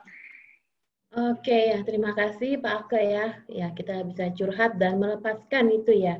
Nah, ini ada pertanyaan untuk Mas Baim dan Mbak Tika. Ya, Mas Baim dan Mbak Tika, apakah sudah mulai mengenali potensi anak dan bagaimana kalian mengakomodirnya sehingga anak bisa semakin tahu atau tergali potensinya sejak dini? Silakan. Ya, kami berdua ini dari sedini mungkin ya berusaha untuk mengenalkan anak-anak pada musik, pada cintanya pada lingkungan, pada profesi bapak ibunya. Jadi kami ajak juga ke lokasi gitu. Begini cara bapak dan ibu bekerja itu seperti ini, mama dan bapaknya bekerja seperti ini gitu. Dan tapi lucunya ketika ditanya, nanti kalau gede mau jadi apa gitu ya. Yang pertama ada mau jadi musisi kayak papa, tapi aku juga mau jadi penulis gitu. Jadi anak yang pertama ini juga unik ya. Jadi beda sama anak nomor 2 yang awalnya punya keterbatasan dengan berbicara, akhirnya jadi ekspresif sekali sekarang. Seneng banget bikin vlog. Seneng bercerita akhirnya. Nah, yang pertama ini dia lebih calm aja, lebih mengekspresikannya tuh lewat tulisan. Sampai pada saat saya masih ingat banget dulu punya masalah sama papahnya, tapi bingung mau menyelesaikannya gitu, dia tulis surat ke papahnya. Lalu papahnya gitu. Jadi itu apa ya? Saya anggap itu dari situ saya tahu gitu nih potensinya dia ternyata di bahasa ya, di penulisan gitu. Dia bisa bikin jurnal dengan sangat tekun setiap hari. Jadi kalau udah selesai tugas sekolah gitu, mama aku mau bikin jurnal ya gitu. Oke, boleh gitu, pakai laptop. Emang tugas kita sih mengenalkan pada banyak pilihan profesi nantinya yang bisa dia pilih gitu. Tapi lagi-lagi yang namanya anak-anak kan masih dunianya masih imajinatif ya, apa yang kelihatannya dia suka aja gitu. Tapi paling tidak dari sekarang kita udah tahu nih ngarahinnya untuk ngebekalinnya sama hal-hal yang sangat basic gitu. Sangat basic tuh time management, misalnya manajemen waktu. Kalau mau jadi sukses, mau jadi apapun itu harus punya manajemen waktu yang baik. 2, kedisiplinan. 3, kerja keras. Nah, khususnya adalah soal juga ketahanan nih, ketahanan dan daya tahan pada saat ada perubahan situasi seperti masa pandemi ini. Ini yang sekarang lagi jadi fokus kita juga, karena memang sekarang itu anak-anak paling terdampak menurut saya ya, yang biasanya dari jam 7 pagi sudah keluar sekolah sampai jam 4 sore baru nyampe rumah, sekarang harus stay di sini dan ngegali potensinya kayak gimana gitu. Ya sekarang kita pinter-pinternya kita nyari akal sih ya. Kalau anak kita yang pertama kan suka banget sama musik. Jadi sebisa mungkin kita punya ritual sore-sore itu nyanyi sama papanya atau main di studio itu. Jadi memberikan motivasi sambil terus menyemangati lah supaya nanti dia benar-benar bisa menjadi impiannya menjadi penulis sekaligus menjadi musisi. Ya sebenarnya kalau ngelihat kondisi sekarang ini memang semuanya serba terbatas, tapi keluarga kami tidak mau kalah dengan kondisi ini gitu. Jadi apapun masalahnya, ayo kita lawan aja, nggak ada masalah. Jadi kita tidak memberikan contoh seperti gamblang kepada anak-anak bahwa kita harap maklum bahwa sekarang ini enggak. Saya melakukan tetap seperti apa adanya, bedanya hanya sekarang segala sesuatu harus virtual, udah gitu aja. Jadi ketika dia dulu sering les piano, ketemu dengan gurunya, sekarang tidak bisa ketemu, tapi no problem, virtual, latihan seperti biasa, tapi memang di rumah. Apapun yang biasa dia lakukan, tidak ada pemberhentian sama sekali, tapi memang dilanjutkan aja seperti biasa, cuman memang konsepnya adalah virtual. Sempat kita bahas, ada pembahasan juga bahwa pandemi ini seperti direnggut dari masa-masa mereka sekarang yang harusnya aktif. Saya juga sempat kepikiran kemarin juga sama Tika juga bahwa apa yang bisa menggantikan mereka ya. Ya orang yang rumahnya lebih besar mungkin lebih beruntung, dia bisa lari-lari di rumah. Kalau yang lebih kecil ya kita juga bingung mereka mau apa. Tapi orang tua lah yang di sini berperan penting kalau menurut kami gitu, bahwa kita harus menjadikan akomodasi buat mereka untuk melakukan hal-hal yang tidak bisa mereka melakukan gitu. Jadi outdoor activity misalnya untuk anak-anak pasti gara-gara pandemi ini jadi lebih terbatas. Jadi mau nggak mau kita harus tambah effort untuk mengajak mereka keluar. Cari tempat-tempat terbuka, cari tempat yang bisa mereka berekspresi, lari-lari. Ya kayak kemarin saya akhirnya menemukan tempat baru, misalnya ada lapangan yang luas, bisa mereka, yang biasanya si Ebi, anak pertama suka main skateboard atau naik sepeda, saya ajak mereka ke situ, mereka main bebas, tanpa harus takut ketemu orang. Ceritanya mereka takut ketemu orang karena virus, ceritanya kan gitu. Jadi cari tempat yang memang lebih sepi sedikit, bisa berekspresi, main seperti biasa aja, cuman itu intinya membuat mereka lebih lepas. Ketika lebih lepas, pulang ke rumah pun energi banyak yang terbuang, jadi bisa lebih tenang, bisa lebih banyak perubahan yang bisa kita lakukan, dan itu kuncinya memang dari orang tua menurut kita. Kenapa kami pikir bahwa harus ada kegiatan-kegiatan selingan yang menyegarkan mereka, karena sebenarnya bukan hanya orang tuanya aja merasa tertekan dengan masa pandemi. Anak-anak tuh sangat sekolah online ini bukan hanya bikin stres ibu-ibunya ya, anak-anaknya juga ngerasain banget karena ketemunya screen gitu dari pagi sampai ke sore hari. Jadi kami sepakat untuk punya agenda yang bikin anak-anak bisa refreshing. Salah satunya adalah misalnya, walaupun di rumah kami itu terbatas ya, halamannya juga terbatas, terasnya terbatas, tapi kami sekarang punya kebun, punya aktivitas yang bisa melibatkan seisi keluarga untuk sama-sama ikut bercocok tanam gitu. Jadi ya, kita tanam pun yang anak-anak suka. Jadi anak-anak yang bersemangat untuk ikut memilih bibitnya mau tanam apa gitu. Ini lumayan efektif juga sih ya. Dari abis biasanya, karena yang nomor 2 ini kan anaknya yang memang suka eksploratif gitu. Dia suka bereksperimen dan lain-lain. Dengan tanaman itu pun dia akhirnya jatuh cinta sekali. Jadi menemukan kesenangan baru untuk ikut merawat tanaman-tanaman ini gitu, karena bisa dimakan, sayur-sayuran, buah-buahan. Itu salah satunya. Ya, sambil cari tahu juga, oh ternyata dia punya potensi yang lebih ya gitu. Kalau kemarin-kemarin misalnya si Zoe kemarin, anak kami nomor 2 itu kemarin sempat dapat laporan hasil belajarnya adalah nilai matematikanya ini yang mungkin belum unggul gitu ya. Guru itu udah nyampeinnya dengan cara yang sangat halus gitu, tapi buat anak dia merasa bisa membandingkan dengan teman-teman yang lainnya. Oh iya ya, kayaknya emang aku nih kurang matematikanya. Nah, pada saat itu juga kita memberikan pemahaman bahwa kamu nggak perlu harus bisa nomor 1 di semua bidang gitu, tapi paling tidak kamu paham dan sadar betul. Ini khusus juga buat semua anak ya, saya selalu tekankan juga bahwa bukan nilai yang mama sama papa harapkan kamu punya, maksudnya nilai yang harus tinggi gitu, tapi usahanya. Jadi makanya ketika memuji pun kita selalu yang kita puji bukan hasil akhirnya, tapi usahanya. Makasih ya Ebi sama Zoe, usahanya udah tekun, udah rajin, udah pantang menyerah gitu. Dan yang pertama kemarin sempat ada isu juga anak kami yang pertama gitu, sama juga tentang matematika. Saya bilang kecerdasan itu macam-macam ragamnya, nggak cuma kecerdasan akademis, ada kecerdasan lainnya gitu. Musikal salah satunya, linguistik. Nah kebetulan anak kami yang pertama itu linguistiknya bagus gitu ya, bahasanya bagus. Jadi dia mulai percaya diri lagi dan ketika saya tahu juga dia suka menulis, ya sudah itu yang kita fokuskan juga, kita gali lagi, kita kembangkan gitu.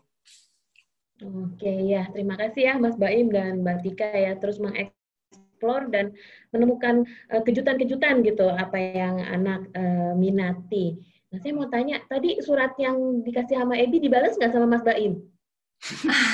Bapaknya langsung, jadi Papa gitu, aku nggak bisa ngomong, Papa baca aja surat dari aku ya gitu. Terus bapaknya gimana? Gini air mata nggak sih? Ya, saya orangnya ketika dia begitu ya tetap harus diapresiasi. Jadi ya saya juga sebenarnya sebagai orang tua banyak belajar untuk kesabaran dan segala sesuatu yang saya tipikal orang tua yang sebenarnya kayak Tika nih misalnya, dia sedang ada webinar juga misalnya. Ada anak yang masuk tiba-tiba si Ebi atau Zoe. Biasanya Zoe yang tukang recok yang kedua. Lagi ngomong serius, lagi penjelasan serius, tiba-tiba dia masuk terus main-mainin rambut dan segala macam. Saya sih yakin kalau berbagai macam bentuk orang tua pasti ada yang entar lagi kerja lagi pasti gitu kan. Kalau saya lihat dia malah diajak gitu. Jadi kesabaran itu yang kalau saya lihat dia di luar biasa di situ. Kalau saya mungkin belum bisa untuk seperti itu. Akhirnya saya banyak belajar juga bahwa pendekatan terhadap anak memang harus dimulai dari orang tuanya, tidak boleh, kalau bisa tidak berkata yang kasar, tidak melakukan segala sesuatu yang sifatnya kekerasan. Itu memang akhirnya saya juga sambil belajar perjalanan ke sini. Sehingga ketika anak saya memberikan surat, baca mestinya ya kalau misalnya ikutin saya, oh ya udah ya, lain kali jangan dilakukan lagi ya. Nah, saya harus mendiversifikasikan lagi sekarang. Jadi ketika menerima surat, saya baca, terus saya komen per paragraf segala macam. Jadi dia merasa lebih di apa sih itu artinya? Dijawab, diterima dulu perasaannya. Jadi menerima perasaannya. Saya nggak sembarangan cuma baca gitu. Jadi ketika itu saya apresiasikan kepada anak saya, dia lebih lega. Oh, masalah ini selesai gitu. Oke ya, terima kasih ya. Hal-hal kayak begitu juga bisa ngomongin potensi jadi ngomongin lagu ya. Jadi kemana-mana. Oke, ya baik. Sekarang saya mungkin mau bertanya kepada Mbak Emi ya. Mbak Emi, kadang-kadang kan ada keluarga yang suka membandingkan anak-anaknya dengan keluarga lain ya. Mungkin bukan keluarga dengan keluarga, tetapi bahkan seperti yang tadi dibilang ya, kakak dengan adik. Nah, sehingga apresiasi itu cenderung diberikan untuk anak yang mampu berprestasi dan mengkritik kegagalan atau hal-hal yang dianggap masih kurang optimal. Nah, mungkin Mbak Emi bisa menyikapinya dengan baik, tapi mungkin di luar sana masih ada orang tua yang cenderung sulit untuk berubah, apalagi kalau udah semakin tua dan semakin yakin gitu. Bagaimana ya dengan kondisi semacam ini? Karena kemungkinan anak akan kekurangan curahan cintanya. Ya, seperti apa? Mungkin ada tips-tips atau cara-cara yang bisa diberikan oleh Mbak Emi dan Pak Nugroho. Ya, Makasih banyak, ini pertanyaan dari Mbak Endah ya. Makasih banyak Mbak Endah untuk pertanyaannya. Jadi memang tadi sebenarnya Pak Ake juga udah sampaikan ya, kalau anak itu kan ada masa tumbuh kembangnya ya, di mana mungkin pada saat kecil mereka senangannya misalnya ngelempar-ngelempar barang, padahal itu memang adalah fase, nanti Pak Ake bisa dengan fasih nih menjelaskannya. Jadi kalau saya melihat tadi kan dibilang mungkin di kota besar gitu masih ada aja yang main pakai masih sabet gitu ya. Nah menurut saya satu hal yang mungkin banyak dialami oleh orang tua itu adalah tadi Pak Ake juga sudah sampaikan bahwa mereka tidak tahu bagaimana cara mendidik anak itu tanpa kekerasan. Gitu. Jadi memang sebenarnya ada banyak hal yang bisa dilakukan gitu untuk mendidik anak tanpa kekerasan. Jadi saya hanya mau mengilustrasikan saja kalau kami mengadakan pelatihan-pelatihan, misalnya kami waktu mengadakan pelatihan DND gitu ya, itu para peserta itu tuh pertama tuh nggak mau mengikuti pelatihan itu. Karena apa? Karena mereka pikir udahlah nggak mungkin lah di budaya kami itu bisa melakukan pengasuhan tanpa kekerasan gitu. Tapi kemudian staf kami di sana mencoba menjelaskan, kemudian akhirnya dia ikut. Pada saat ikut pertama gitu, pertama kali pelatihan itu dibuka, dia langsung angkat tangan gitu. Udahlah Bu, nggak mungkin lah katanya gitu di NTT ini yang sudah biasa dengan budaya keras, suaranya keras, dengan biasa dengan pukulan, itu kami kemudian bisa mengasuh anak tanpa kekerasan. Gitu. Ya, ada juga motonya mereka ya di ujung rotan ada emas gitu. Nah, tapi pelatihan berlangsung mungkin pelan-pelan ya dengan pemaparan mengenai hak anak gitu sampai kepada tadi Pak Ake sampaikan juga orang tua juga mungkin dia melakukan kekerasan itu karena pada masa lalunya dia juga diasuh dengan kekerasan, bagaimana dia memaafkan situasi-situasi sebelumnya, kemudian bagaimana dia juga mendoakan orang yang sudah menyakiti dia, mengasuh dia pada masa lalu itu, dan juga kemudian dia mendoakan anaknya, misalnya seperti itu. Kemudian kita juga memberikan cara-cara ya seperti yang saya sampaikan di awal tadi, bagaimana bisa mengasuh tanpa kekerasan. Ada salah satu metode yang disebut dengan time out.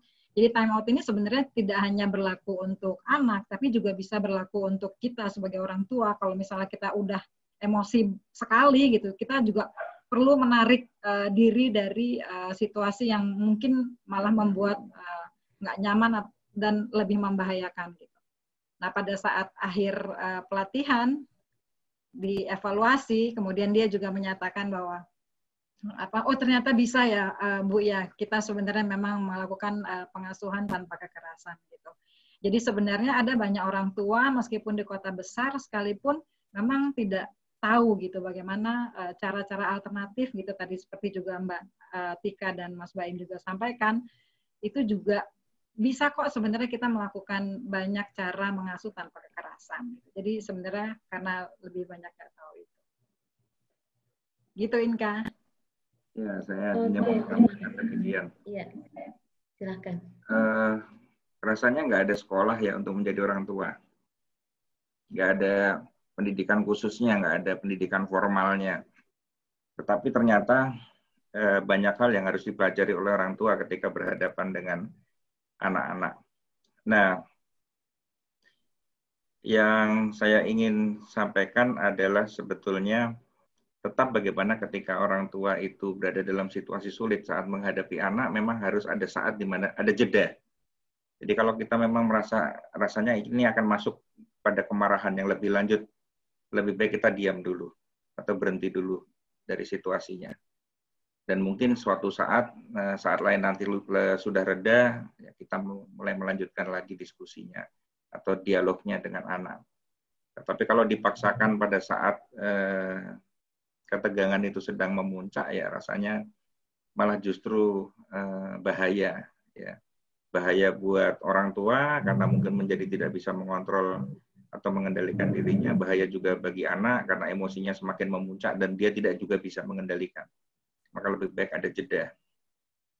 Lalu tadi saya juga sempat melihat ada pertanyaan yang terkait dengan bagaimana seseorang supaya menjadi tahan banting, tidak mudah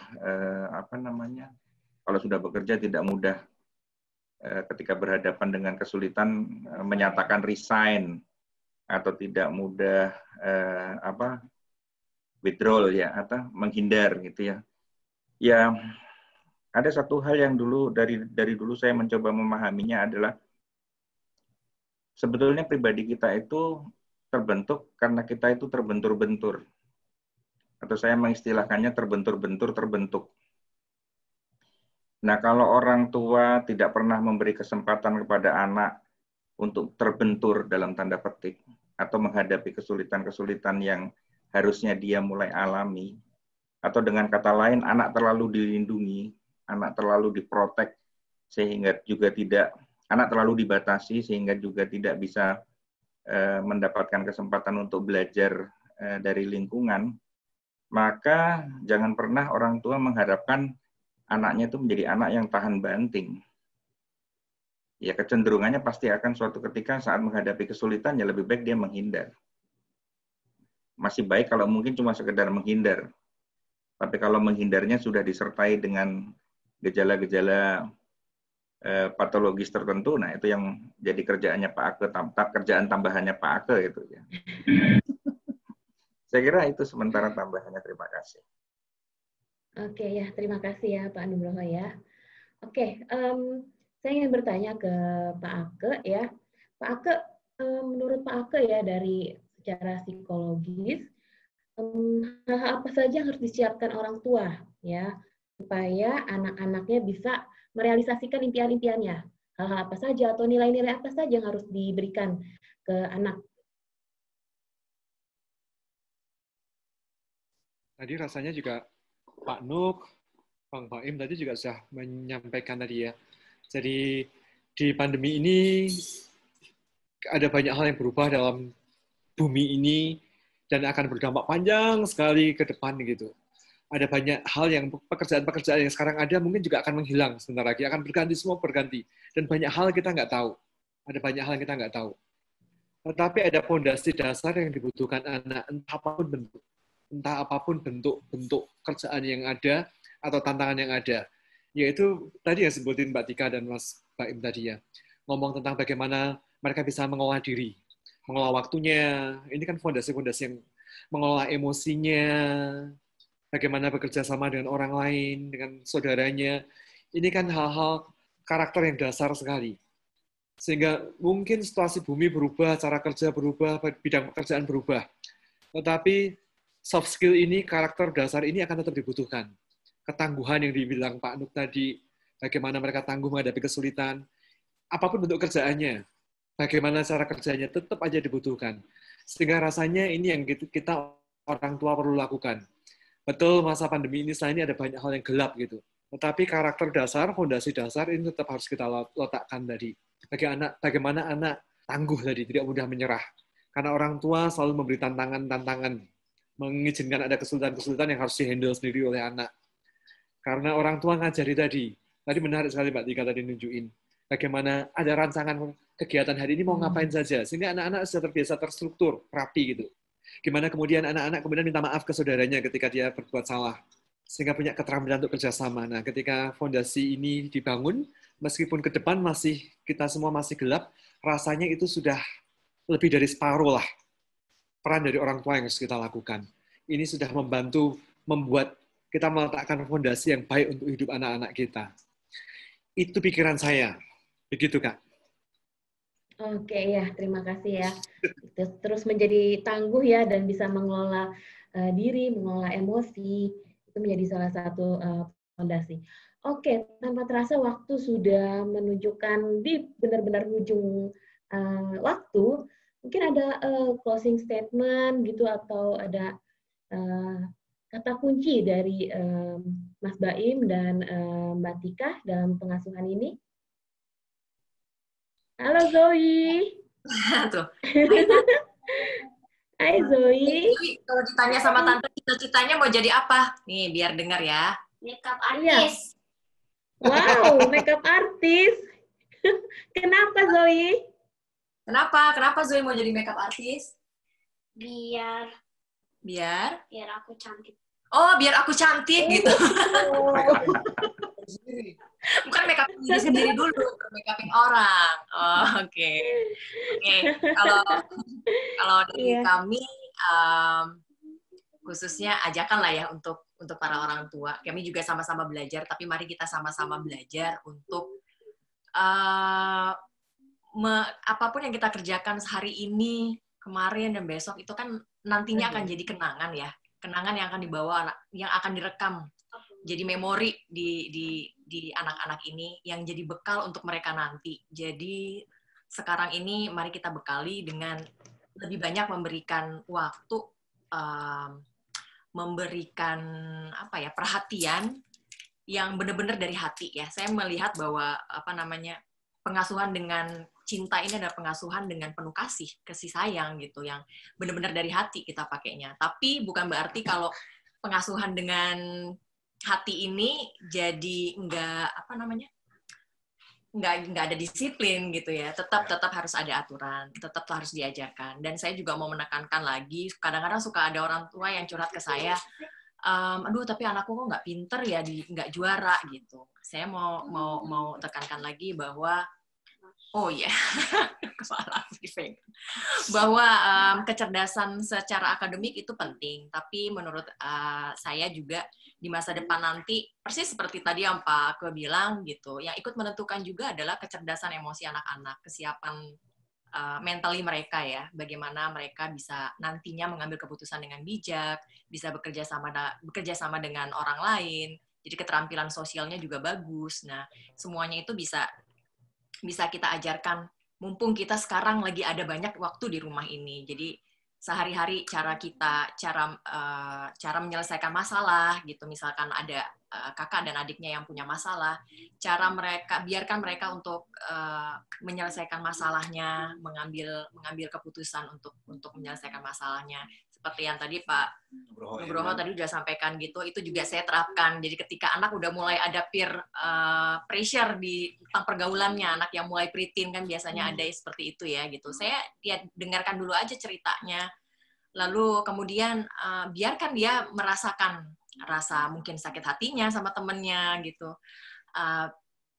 Karena kalau anak terlalu dilindungi, benar sekali gitu, dia tidak akan tumbuh menjadi anak yang tangguh gitu. Jadi bantu dia untuk mengenali emosinya. Saya kesel mah, oke, keselnya apa? Kecewakah atau apa? Merasa ditolak gitu. Jadi lebih banyak meluangkan waktu untuk mendengarkan apa yang sedang dirasakan oleh si anak ini. Bantu dia mengenali emosinya yang sedang terjadi pada dirinya gitu.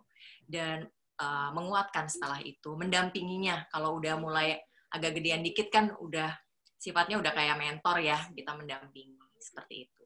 Ya, banyak insight yang kita bisa dapat juga dari Bu Emi, Pak Nugroho, Mas Ake juga yang banyak membuka kepala kita, dan akhirnya juga saya bisa mengamini apa yang kita lakukan selama ini. Oh, ada konfirmasinya dari beliau-beliau ini. Jadi ketika kayak Pak Ake bilang bahwa umur awal itu tolong dirubah dong anak saya. Ya, yang dirubah memang harus orang tuanya harus berkaca dulu sebelum nyalain anaknya gitu. Jadi kalau menurut saya memang akhirnya apa yang harus kita lakukan sekarang sesuai dengan judul yang kita lagi lakukan sekarang, kita mengasuhnya harus memang dengan cinta.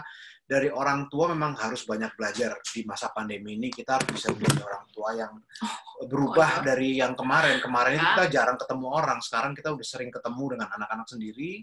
Harus bisa lebih banyak mengolah kita sebagai orang tua menjadi orang tua yang lebih sabar, lebih baik, dan kayak sinetronnya semuanya.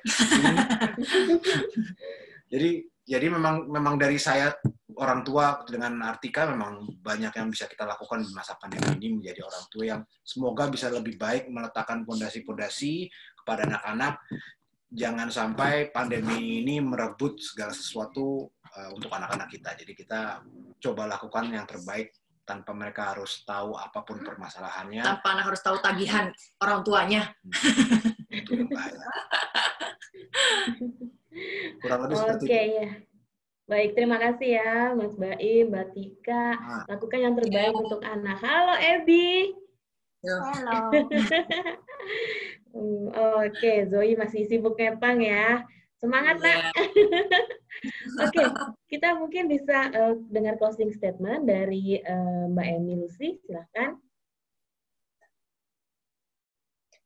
Ya, kalau saya sih mungkin lebih menekankan pada apa yang saya sampaikan tadi sebelumnya, bahwa kita perlu merayakan keluarga kita ya, berbahagialah dengan apa yang sudah Tuhan kasih kepada kita syukuri, dan kita terus rawat ya. Jatuh bangun itu pasti ada, tapi terus kita harus melewati itu gitu, dengan baik, dengan cinta.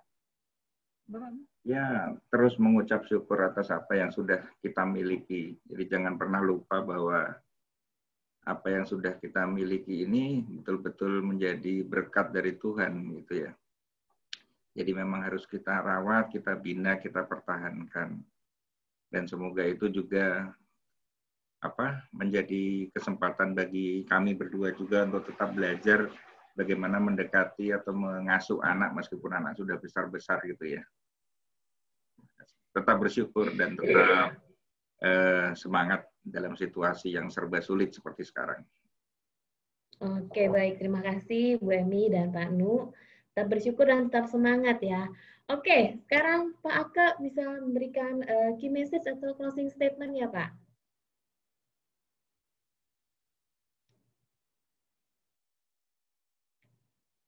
Masih mute, Pak? Oh iya. Jadi Yes. saya kira sudah selesai.